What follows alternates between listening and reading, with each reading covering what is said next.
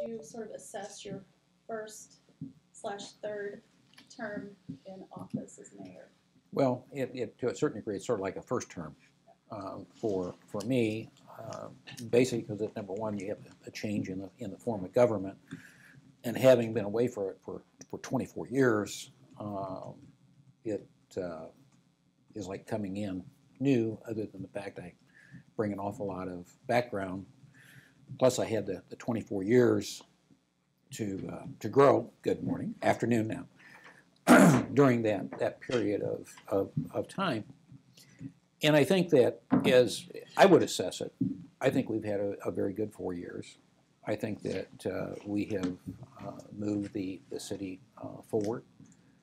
I think that we have made some hard decisions in order to put the city's financial house in order. The last report I showed was, I think we were down about 120 employees from when I took office. Now, and when I say employees, I'm not talking vacant positions. I'm talking positions where there were people in those positions.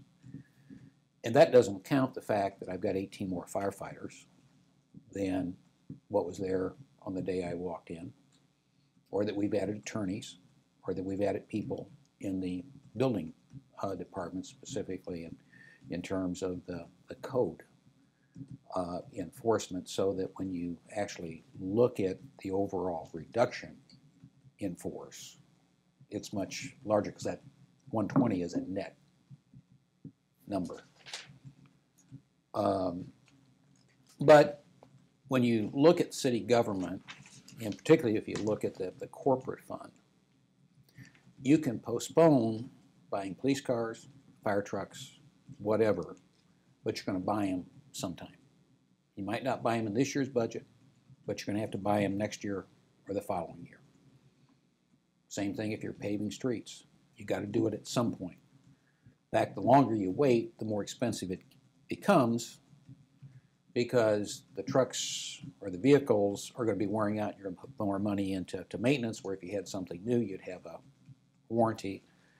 And the longer you wait on a street or a sewer, the more expensive it's going to be. And the only thing that you really have as you look at the corporate fund, which in this year's budget is 79% people and benefits.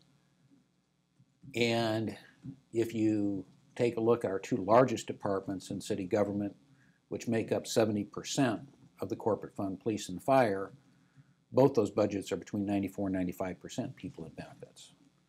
So in order to get a handle on expenses in city government, you really have to have people and have the out-year impact. You generally don't have the impact in the year that you are reducing the size of the workforce, but you do have the impact in the following year.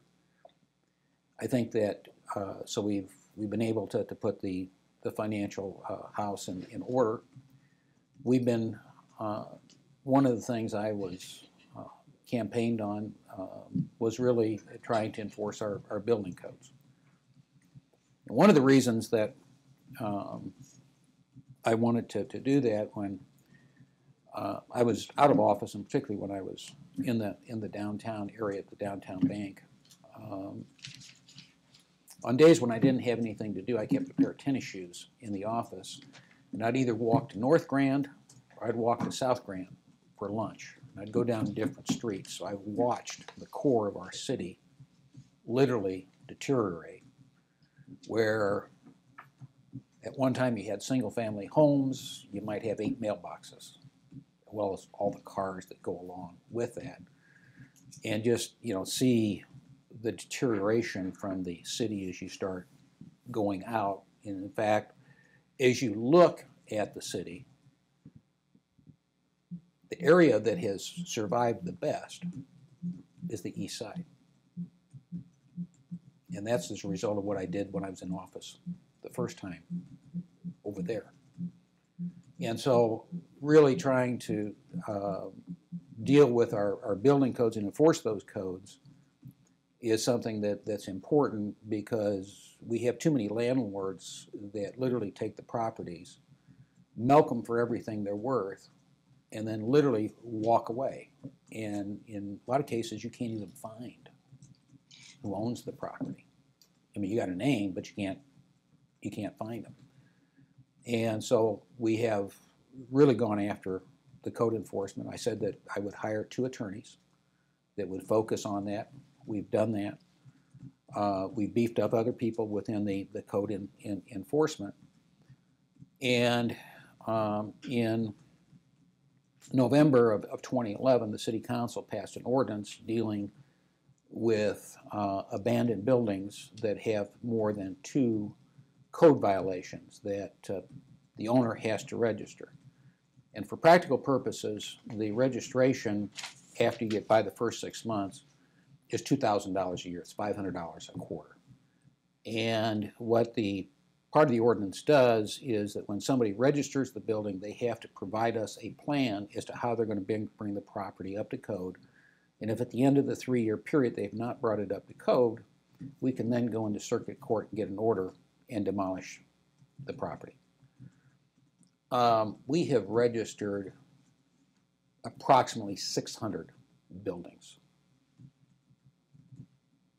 We have collected approximately $800,000 in fees. We've actually issued between maybe 1,650 and 1,700 permits in that period of time. And now we're up to the 3-year period where buildings that are registered have not been brought up to code, and we've started the process of going into court to get the demolition. Our thought process in doing this is not to collect fees, and it's not to tear buildings down.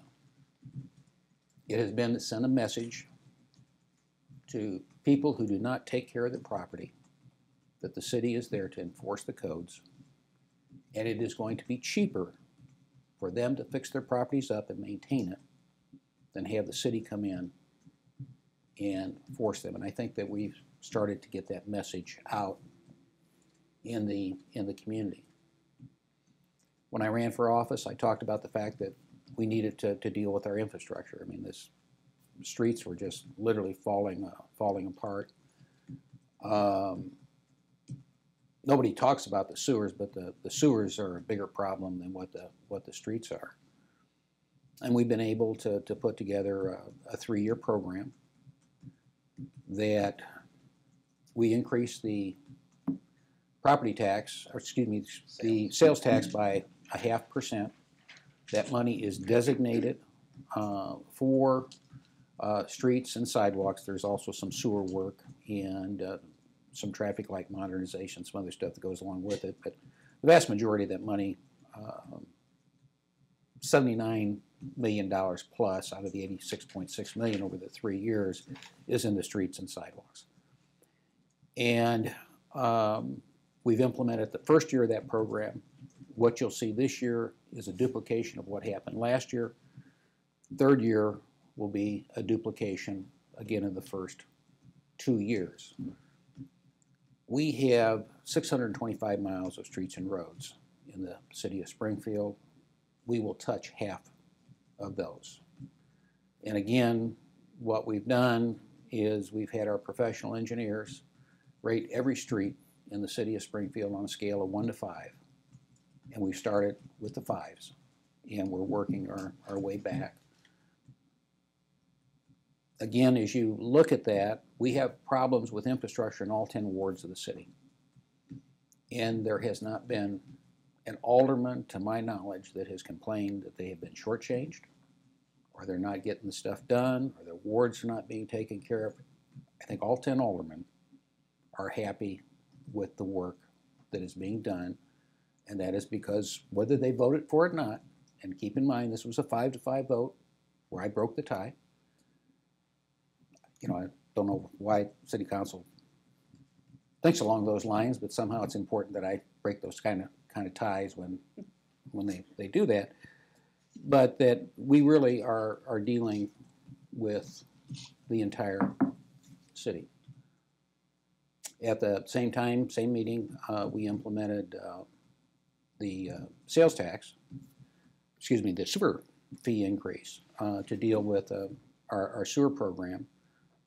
And what we are doing, in fact, Tuesday night, we will, City Council will approve the borrowing of $11 million to start that. The reason that we're borrowing $11 million this year, what we talked about was we were going to borrow $6 million a year for 10 years, and trying to get the paperwork through the EPA has been slower than we anticipated. And so we're taking sort of 2 years at one time, but we've been doing the design work and that type of thing on that. And ultimately what that program is, it's a 30-year program that'll do $100 million worth of sewers, because the borrowing is, we borrow it through the Clean Water Initiative. These are 20-year bonds. Interest rate on the bonds are 2.21% fixed for the 20 years. So that in every year we're going to be our plan was to borrow $6 million a year for 10 years. So that when you hit the 10th year, you still have 20 years to pay the bonds off. So as you look at that, that becomes a $100 million program as opposed to the $6 million we're borrowing. We'll be able to put $100 million into the sewers. Is that the state EPA or the federal? It's a federal program through the state EPA. But which is the slow approval one? Both? I'm not complaining. I'm not Okay. But who do you have to go through? We have to work through the state EPA. And, again, we have to put together plans and that type of thing. And we had to put together like a 5-year plan, and then we go back, again for another 5-year plan. So we've made significant, progress in terms of doing that. As we look at things that are absolutely critical for this community, I've been involved in terms of the consolidation of the rail tracks since 2009. I was chairman of the Chamber of Commerce at the time, and when we had a breakfast meeting that took place, and we were told that they were coming down 3rd Street, I was the person who stood up and said, no. And at the end of the meeting, the mayor came over to me and said, you guys got to handle this because I can't. And I've been fighting that baby since then. And 4 years ago when I was a candidate, there were people running who said, this ain't never going to happen. And we've got the record of decision. More importantly than that, we've got a $14.4 million Tiger grant, which happened to be the only Tiger grant that was awarded to the state of Illinois, and the second largest Tiger grant that was awarded for rail in the country, to put the underpass in at 10th and Carpenter.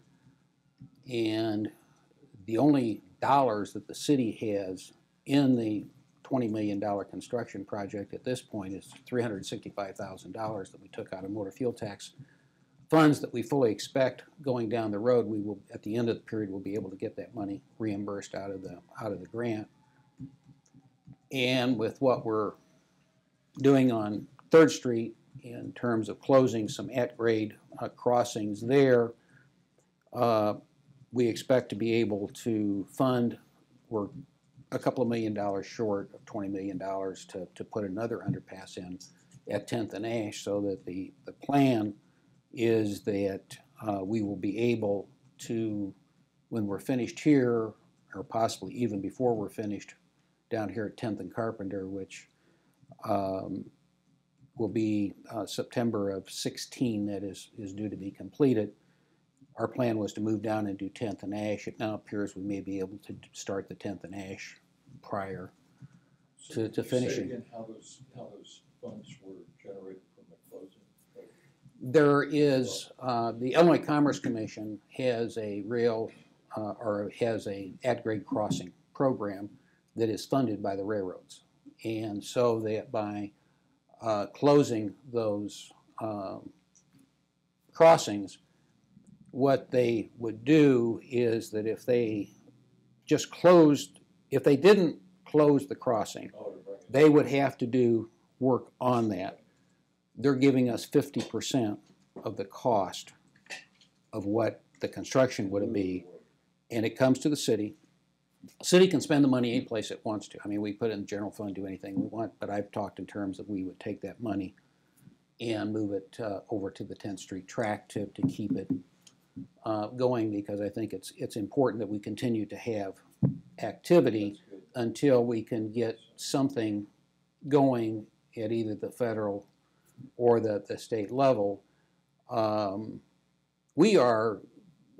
In 2010 dollars, this project was supposed to take 8 years and cost $315 million. We have really, and part of this will be a commitment, because there was always the thought process that the city would put $35 million into this. And we would again be borrowing that money through a program of the Federal Railroad Administration, and then it's paid back over a 35-year period. That we are probably out of that $310 million. You're probably approaching $75 to $80 million of committed money right now, and so it's what we need is something in terms of help at the state or the federal level to do that. We have been working with Senator Durbin and other members of the delegation to try to get some type of rail program in this transportation bill that they are looking at that would not necessarily guarantee that we would get any money, but what we want is some type of program that we can compete to get money. And right now that program doesn't exist, and that's why we're doing what we refer to as usable segments on 10th Street. And as we look forward, we really have three things going at the moment. We got 10th and Carpenter. Ridgely is another usable segment in that the improvements they were going to do to just improve the safety along the 3rd Street tracks.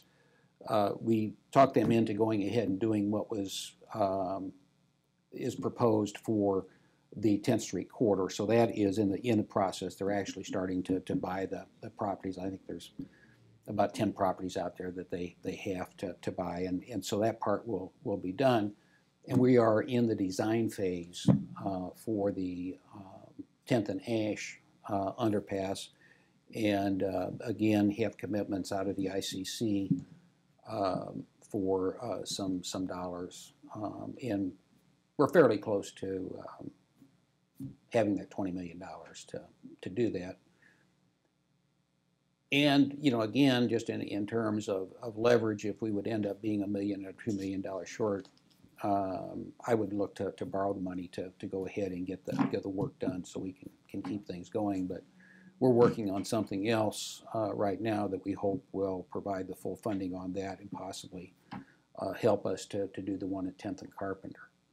So that is a project that I think is absolutely critical to the future of the city of Springfield, because again, in 2010, there were 35 trains a day that moved through the city of Springfield on the 3rd, 10th, and 19th Street tracks. When Hansen did their study, their estimate was before the year 2030, there will be 81 trains a day coming through Springfield. The 81 trains a day are not going to be evenly split on 3 sets of tracks. Whichever one is being used for high-speed rail is where those trains are going to go.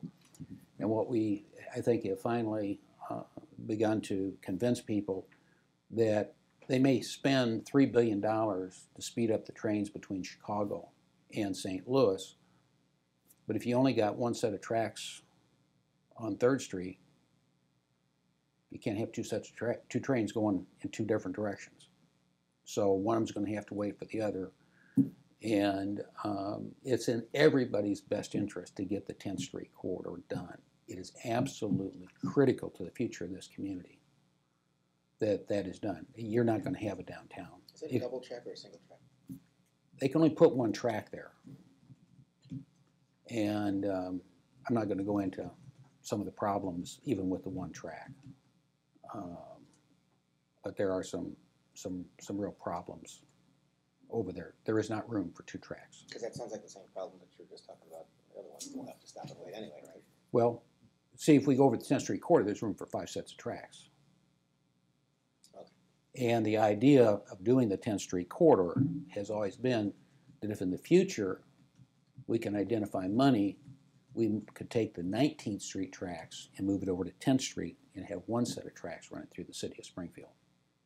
And a lot of the $35 million that the city will spend will be to do the improvements along the 19th Street tracks where there is no funding from high-speed rail to do that.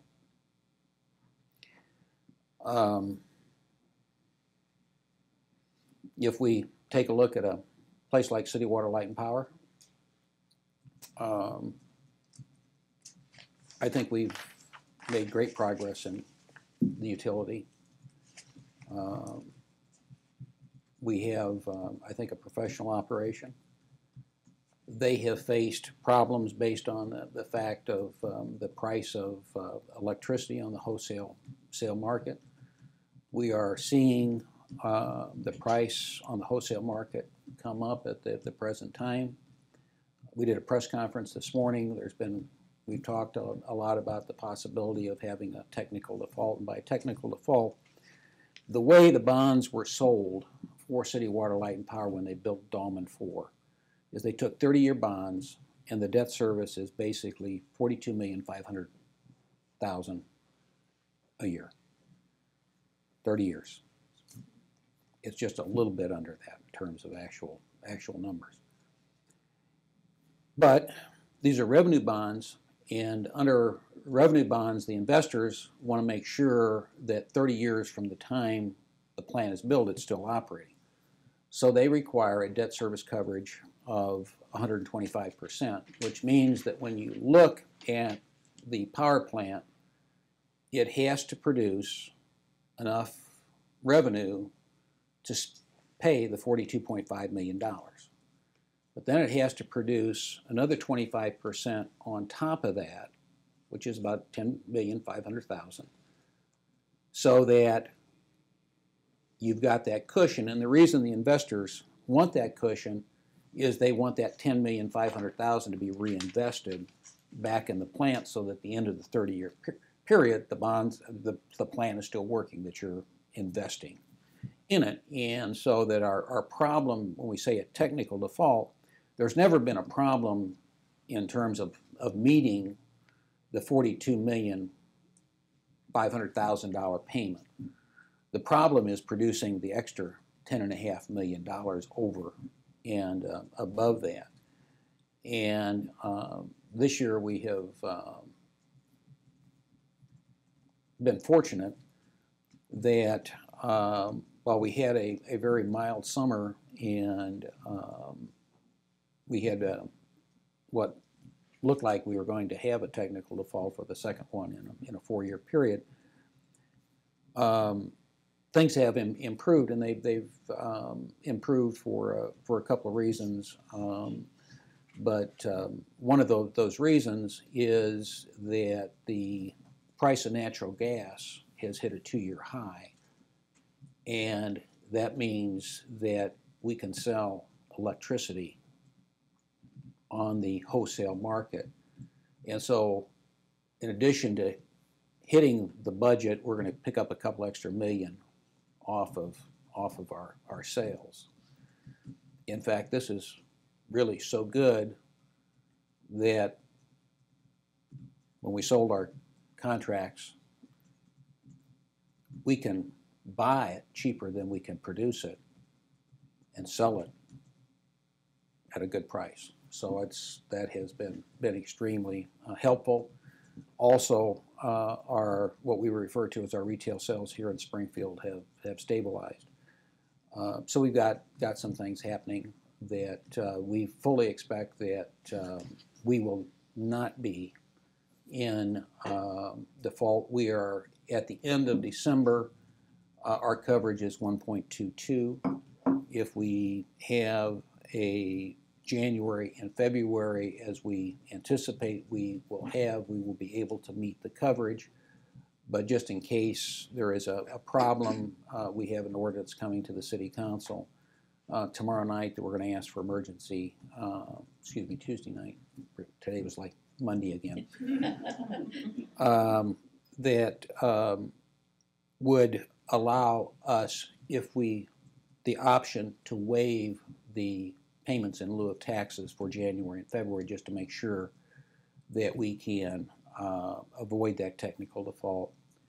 We are also in the process of looking to do what would be referred to as an advanced refunding. And an advanced refunding, as opposed to a normal refunding, you have bonds that are callable, and therefore you can call the bonds under the bond covenants and buy them back at a certain price, reissue bonds, and work that out. The bonds that we have with the Dahlman 4 project have some callable bonds in there, but most of them, it's a very small amount of callable bonds. So you would do what's referred to as an advanced refunding, which means that you take the proceeds, you buy government securities to be able to pay off the bonds. They're held in escrow. It's a common type of thing. But what we envision is that we can have some very substantial savings over the balance of the life of the bonds that would then reduce the amount of cash flow that we would have going out on the bonds. At the same time, we have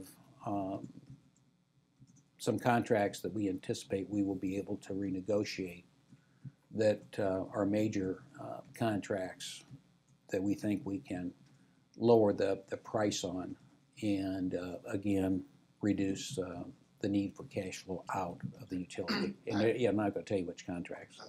I apologize if this was asked this morning, but you had asked a few years ago when the council raised rates. You said we need pretty much twice of what they did, and you were critical of them. Were you wrong at the time, or? No, actually, we would not have had any problems over the last couple of years in terms of meeting our debt service requirement. In fact, if you recall, we passed that.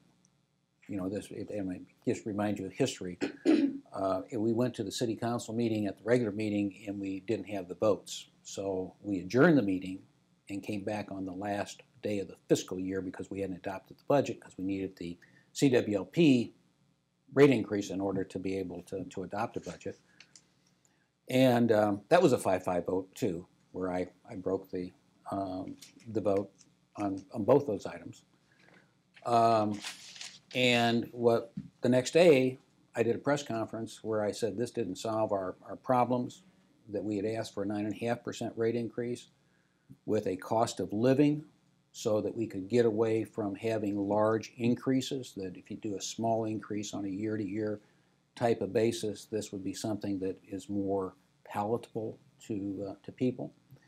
And what the city council gave us was half of what we asked for, and then 2% the following year. And what I said at that press conference was that when we hit February 28, 2015, we would be in technical default again, because as you projected out the revenue, it just wasn't gonna make it.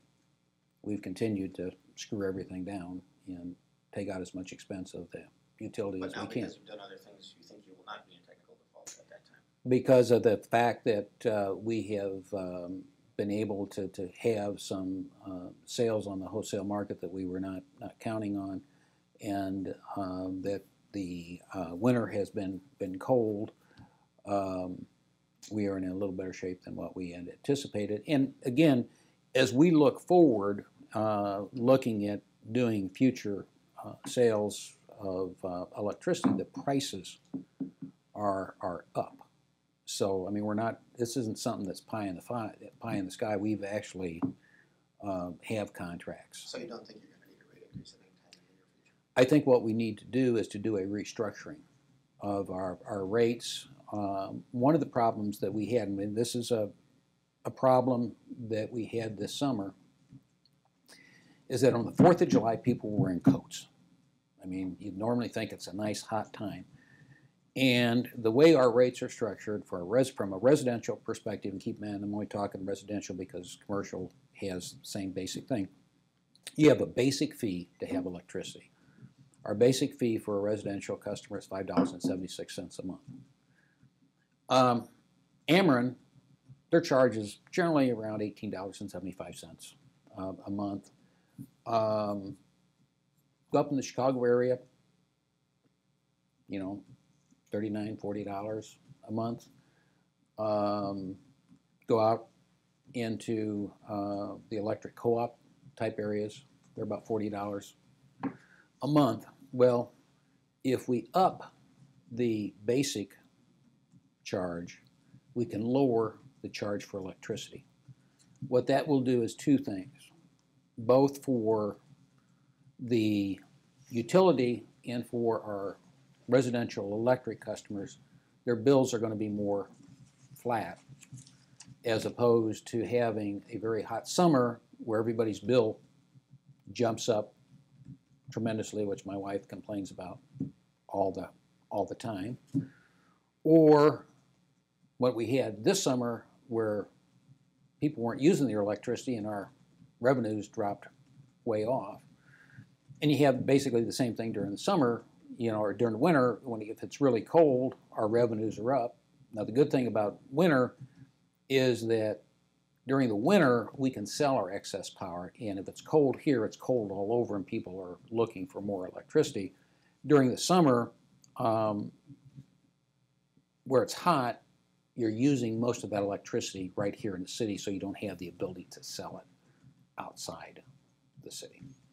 So what we talked about is doing a rate restructuring to bring up the basic charge, but then lower the electric rate so that we get more of a level type of bill. Project the impact on a local user.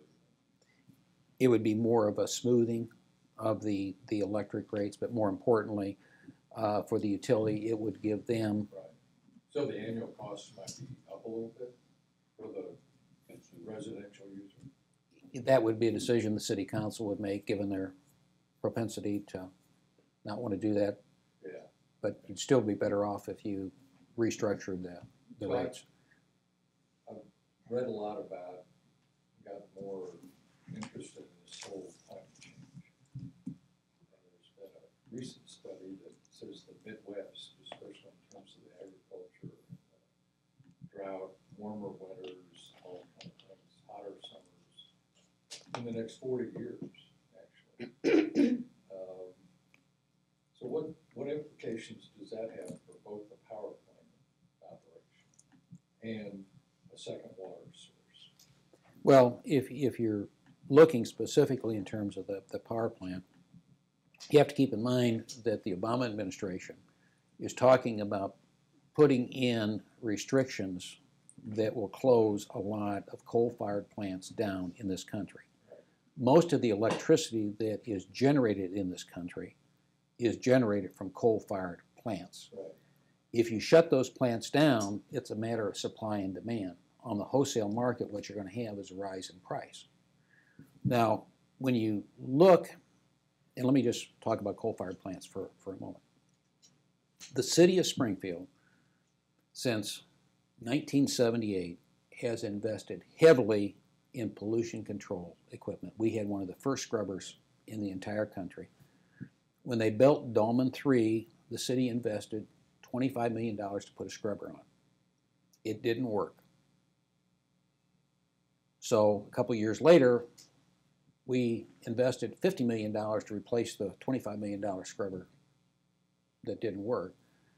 And we have been providing for as clean of burning coal as we can, and the Dolman 4 power plant is the cleanest in the country.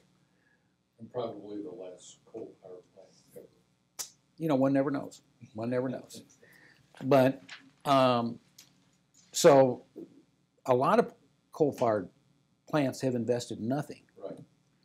And therefore, they're going to end up shutting down. So again, that's going to, again, force the price up.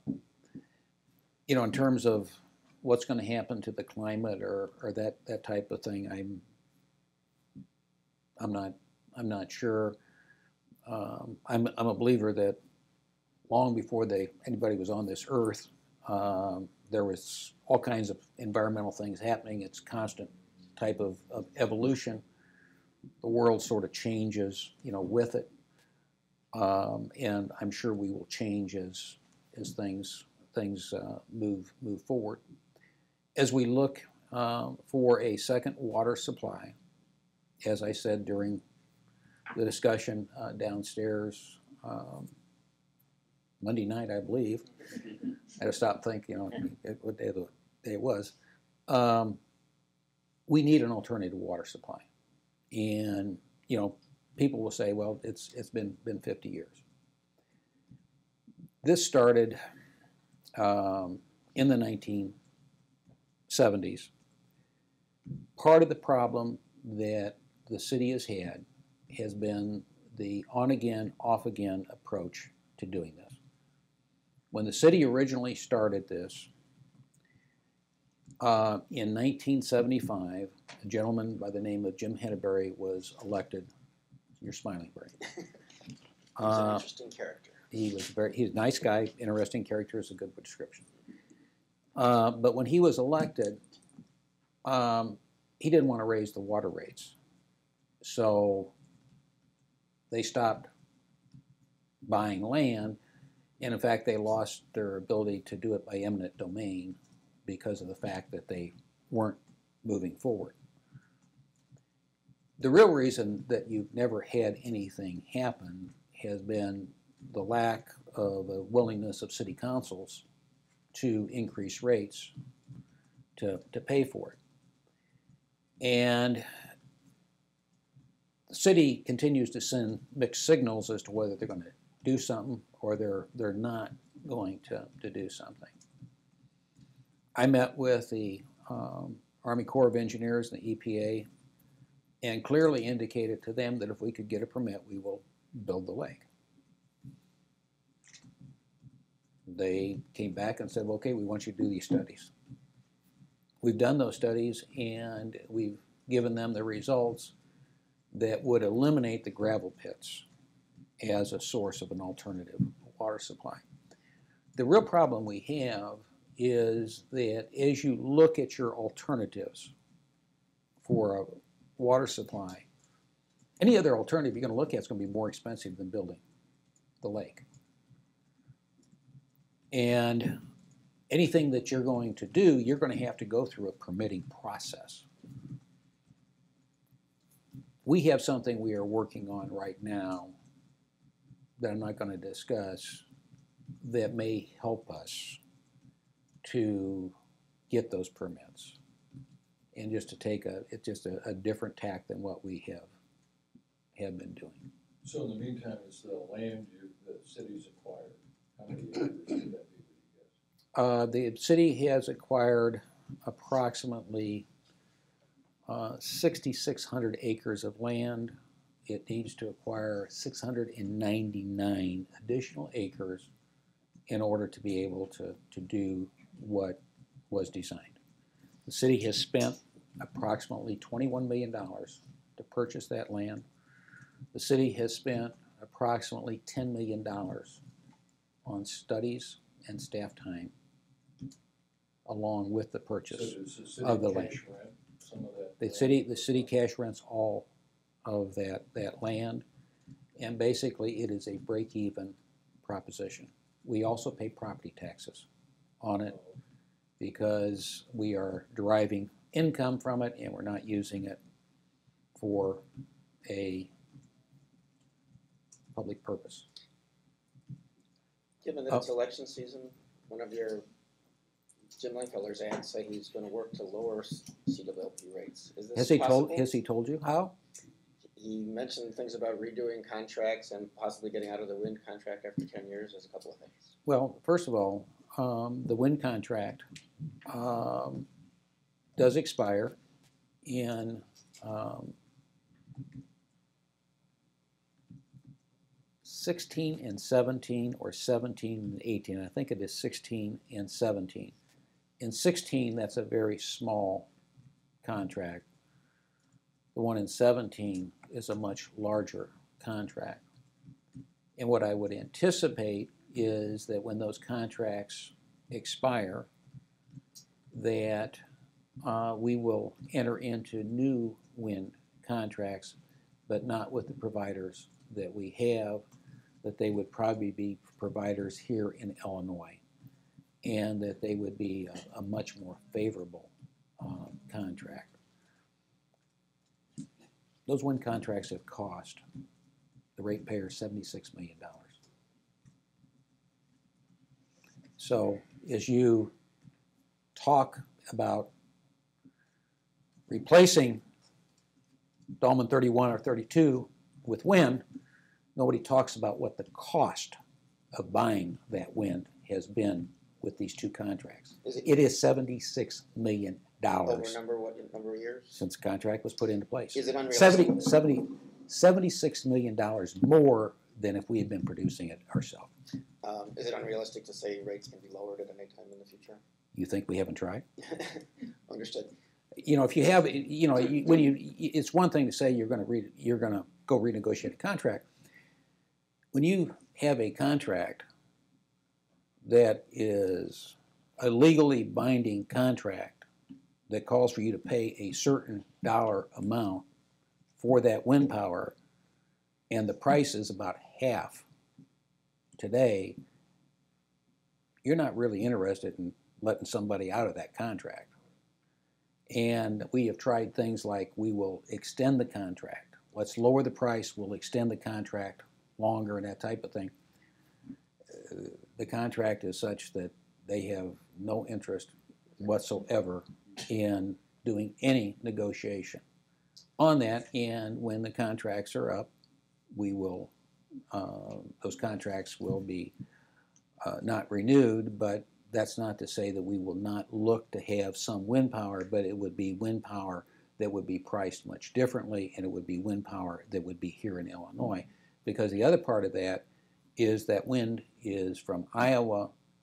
Iowa gets all the credit for the wind, even though we pay for it all and we get no credit. You think we'll have to have wind because you get sued otherwise or something anyway? Well, wind, want wind? to have a certain amount of wind is something that we do, and there are requirements that we do have to have a certain amount. So has the state lived up to its initial efforts to purchase that?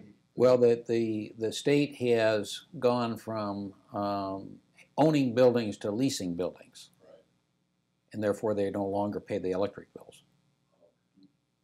Oh, so you don't get it. Okay. Again, it's election season. One of your other opponents who has the endorsement of your party that you've never, I guess, well, you didn't seek it this time. Oh, I did seek it. Yeah. He talks about vision. You talk about a lot of detail about what's going on in city government. Clearly, you've got numbers. You're doing this, that, and that. But he's talking about kids should come back to Springfield. Do you view what you're doing as that kind of vision, or is he talking about something that makes sense, or where are you on the vision thing? Well, you know, I think I do have a vision for Springfield. I think I have a vision for Springfield growing. And one of the ways that you are able to retain and create jobs, to be able to provide police and fire services, to be able to do infrastructure, to add to the quality of life of neighborhoods, is by having a balanced checkbook that allows you to pay for the types of things that will attract people. We have, I mean, going back, when I was in office the first time, I was the one that started talking about doing things like downtown revitalization. It is our property tax base and it is our employment base in this community. And we have, you know, continued to look at that. I have not taken a short-term approach to city government. Everything I do, I look at on a long-term basis as to what's good for the future of the city. And what I've tried to do is to correct problems that will allow the city to continue to grow. You know, you can put together all kinds of plans, but to get specific, I don't know how you can say, well, I'm going to grow from 117,000 people to 124,000 people. Yogurt. Hmm? A yogurt plant. Whatever. You know,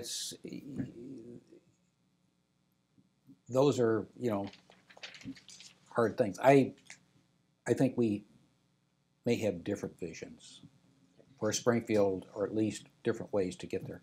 What's the number one thing Springfield needs right now that we don't have? The 10th Street corridor. There is no future in this city if we don't get the 10th Street corridor. Can you imagine 81 trains a day coming through this downtown? There won't be a downtown. You won't be able to move from east to west. People talk probably more than you'd like about the 4-year discussion that you had last time. Mhm. And just because that is a big campaign issue, how do you overcome that? What do you tell the voter? I know you've done this. Well, you know, again, I said my plan was to serve one term. My plan was to serve one term. But you were around. That was not a focus of the campaign. There was never an ad. There was never a piece of literature. That was questions that people would ask me and I would respond to. My thought process at the time was that I was going to serve 4 years and leave. Having done this for 4 years and looking at where we're at and what needs to be done and looking at the other candidates, I have a very hard time just thinking that I'm going to walk away from this because I'm afraid things will just go back to the way they were. And we've worked very hard to get the city to the point where we're at today. The way they were in what respect? As a banker, I've often said that I consider the city to be bankrupt when I came into office. I was somebody who had followed city government very closely, thought I had a real good idea as a candidate as to where the city was. The city was in far worse shape than I had ever dreamed it was when I walked in. And we've corrected a lot of those problems. What were the main problems? Was it like personnel bloat, or was it? It was a political operation. City government was a political operation. If you take a look at what happened to the city government,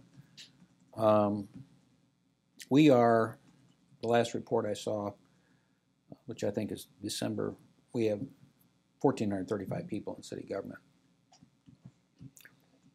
I think in 2009, they hit their high point at the end of a fiscal year at 1,740. That was also the year where they couldn't balance the budget, so they had $16 million in fund balance, and they spent $8 million of it. And then the next year, they couldn't balance the budget again, so they spent the other $8 million. And in 2011, they couldn't understand why they were $12 million out of balance and where did all the money go.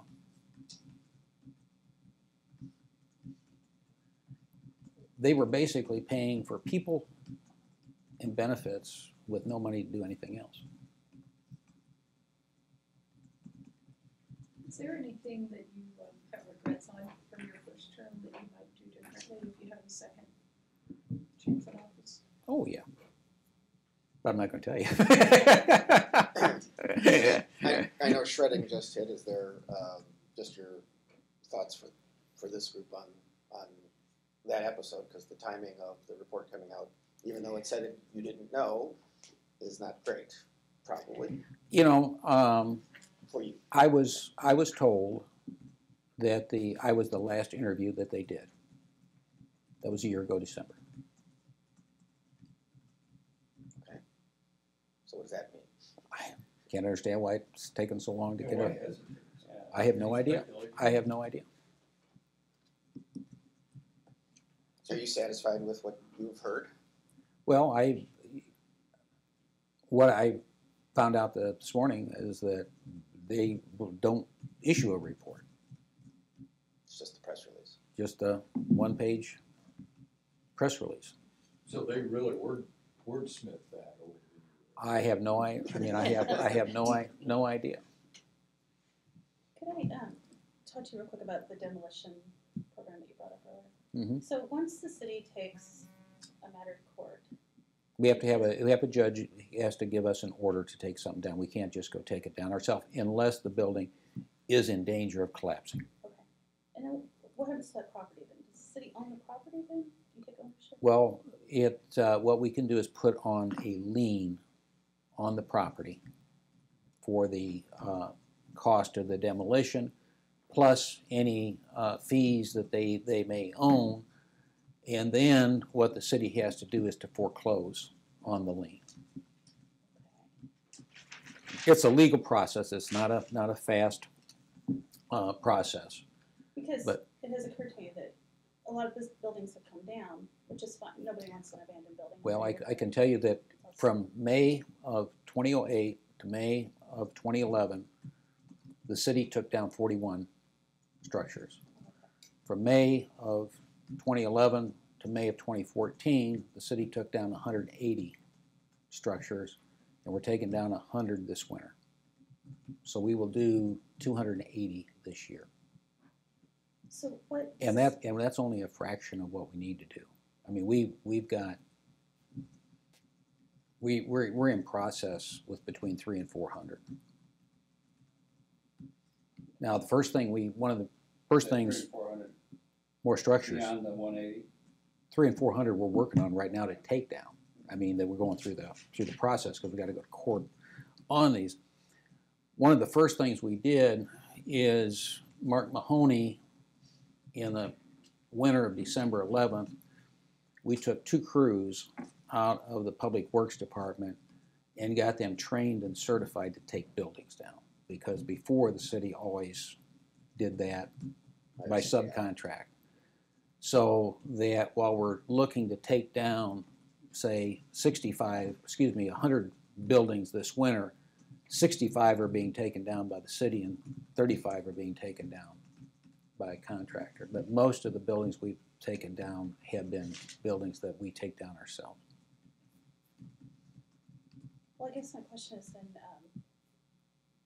does the city have a role in trying to get that property productive again, go back on the tax rolls? Like What we have been doing is working with places such as the Enos Park Neighborhood Association, that they go ahead and take the properties, or the Nehemiah group, or the neighborhood of Hope, because those are the areas where you've got large concentrations of properties that have been taken down, to try to get those into someone else's hands. And the reason that we want to get them into someone else's hands is that as long as we have them, we have to cut the grass, we have to insure it, we have to do all that type of stuff.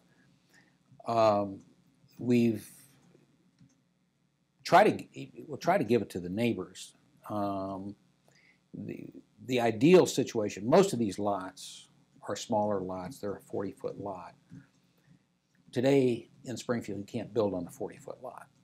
So the ideal situation would be if you could split it and have 20 feet on each neighbor. The problem is it's about a $3,000 cost to get the lot split from a legal perspective. So what we've tried to do is to move these any way we can.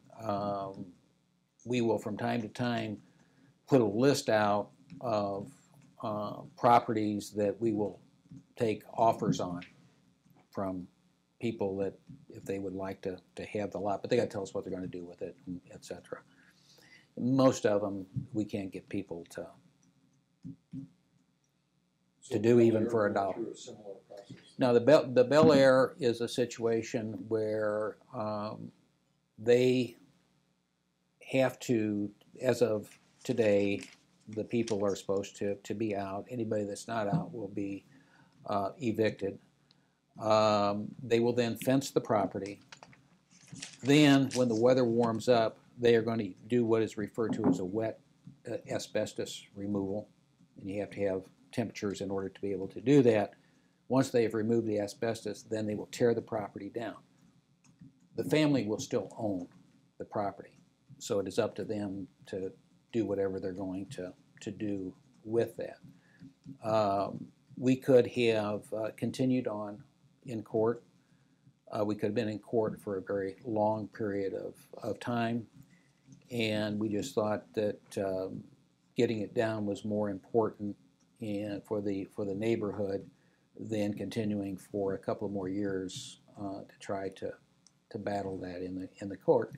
But again, when we talk about code enforcement, that is also a part of what we've done, just as we've done out at the MacArthur Park Apartments. The difference is that place has really, it's not saying it's perfect, but compared to what it is a vast improvement for the neighbors out there and for the people who are living in there. So your understanding is the residents have all found new places? Actually, what we did is we brought in the Fifth Street Renaissance group. They have worked along with our community relations department, Sandy Robinson. We are down to earlier this week, we only had one party that really didn't have a place to go, and originally we were told there were 4 parties out there that we were going to have to evict them. They were going to go out kicking and screaming because they wanted to make a big scene about it. Then when we came down to it, we were down to 1, and we're not sure what the situation is on the 1. What we didn't want to do is pick the problem up and move it someplace else. So what we have done is we have worked, and most of these people are in apartments. Now, these are people who wouldn't necessarily have a down payment to be able to get their utilities turned on, or they may have moved out of someplace where they had left utilities, which means until you get them paid. The Sangamon County LIHEAP program has helped in terms of getting those people down payments. Some of them may need help in terms of furniture, but the vast majority of the people have been placed. I'm going to go back and I think we ended up with 39 units that were occupied. Out of the 39 units, we were able to place, I think, all but 12 that without much of a problem, because these were people who worked. So they all, they had jobs. So getting them into another place was not a problem. In terms of the remaining 12, they became more problematic in terms of being able to place them someplace else. But the reality is that, with the exception of one party, one unit out there, which I understand is a single guy who said he was going to go out kicking and screaming, and he may have changed his mind, everybody else has been placed. And again, it wasn't a matter that we just took them and moved them to another inn or something like that. These people, the idea was to try to get them into some type of decent housing. Can we go back to the vision for Springfield for just a moment? If we take the 10th Street corridor off of the table and we say, we know that's an issue we need to resolve, but we're looking at young families looking at this area. What would you say to the young families that may be looking to move here? What could they expect 2 years from now in Springfield? Well, I would hope that we would have a more prosperous community, that we would have more jobs within the city of Springfield. If they have very young children, they will have a new kidseum that they will be able to enjoy. I think that as someone who left Springfield and came back, when I got back here, I found it was just an absolutely great place to raise a family. And so I think a young person with children has the opportunity to have a quality of life here that is probably much better than what they're going to find in a larger city.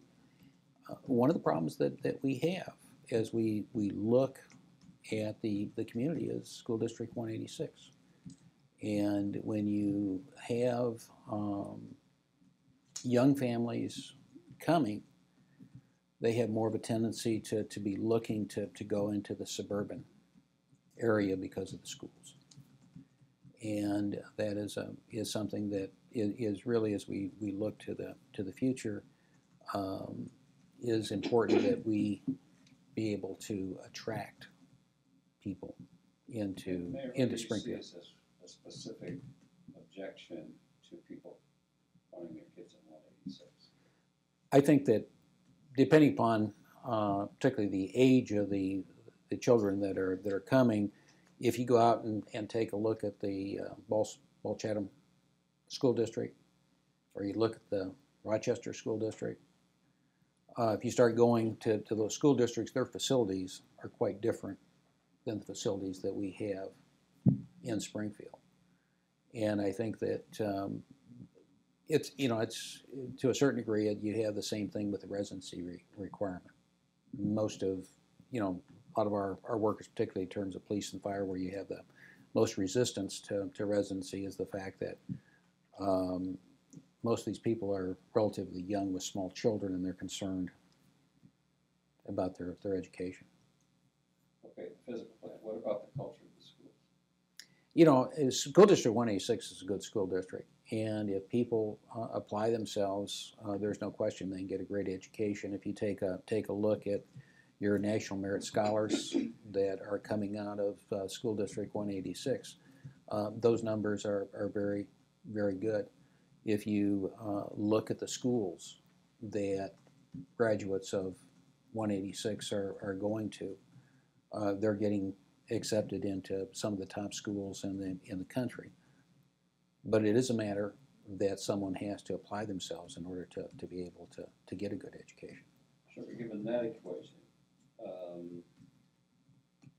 is that part of what young people or new families are told when they come to the city about 186? What you just said about the accomplishments and the possibility of going to good colleges. It seems like there's a contradiction in there somewhere. And physical plant, that's one thing, but if you've got positive outcomes that you can sell to people, who markets that to the families? Is that the real estate people?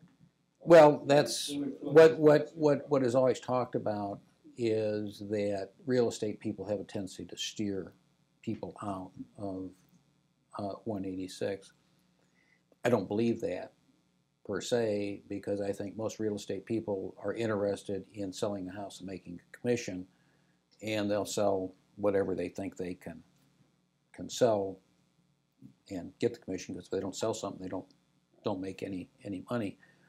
But I think that the physical facilities of the schools do have an impact. When somebody comes in, they take a look at places. I've had experiences where people have come in from outside the city, and they were very concerned about their kids being able to participate in athletics. And I said, oh, gee, that should be no problem. And then they end up going out to a Chatham where they can't participate because they can't make the team. But once the kids saw the high schools, that was where they wanted to be. Are you diving into the debate here if we should build a new high school in Springfield? I think that what we need to do is to make some hard decisions as to what we want to do, and you're not going to be able to do something for everybody.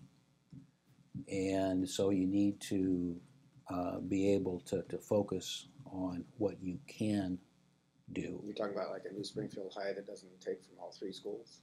Well, what I'm saying is that if you're going to build a high school, you might not be able to then do things at the other two high schools at the same time. You might have a better chance of Voters getting. haven't been looking upon this with pleasure in recent years. I would remind you that I got into politics doing bond referendums for School District 186 when I was president of the JCs in 1973 and 1974. Did 4 referendums in a 12-month period. And they all pass? Yep, 3 of them failed. Okay. 4th one passed in 12 months. We have kept you over an hour. I'm sorry. Okay, I got it. I apologize. That's no problem. SDAT, right? SDAT at 2:30, so. Oh, okay. We're still ahead for that. Is there anything that you'd want to say to sort of close this out? You know, as you look at me, what you see is what you get. I'm not a flashy type person, but I believe in this community. The only reason I'm doing this is that I really want to see the city move forward, and I think I'm the person that can provide the best leadership to be able to do that. We've made, I think, tremendous progress in a very, very short period of time. One of the reasons that I think we made the progress is because while I had been out of office for 24 years and walking in, it's sort of like walking in again, I also had a knowledge of having served for 2 terms. But more importantly, in that 24-year period in between, I was somebody who was very involved in the community. I'm still the only person who's ever served more than once as chairman of the Chamber of Commerce, 1999 and 2009, and you never want to skip a meeting. I laughed when they suggested I do that a second time. You know, I've been president of the DSI 2 years.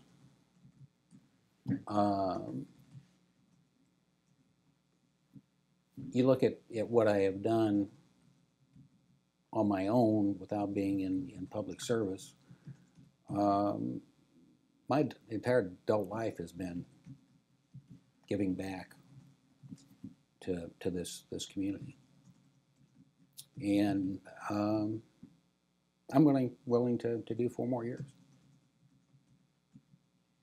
I have no grand plans. I'm not going to run for any other offices or that type of thing. I just would like to continue to serve. I enjoy what I do. For all the problems that I have, and Jamie would, I think, say that probably this morning was not a real pleasant morning. You know, that's part of the job. Yesterday morning, I did my first interview at 6:40, and I left the office after 10 o'clock last night. That was a holiday.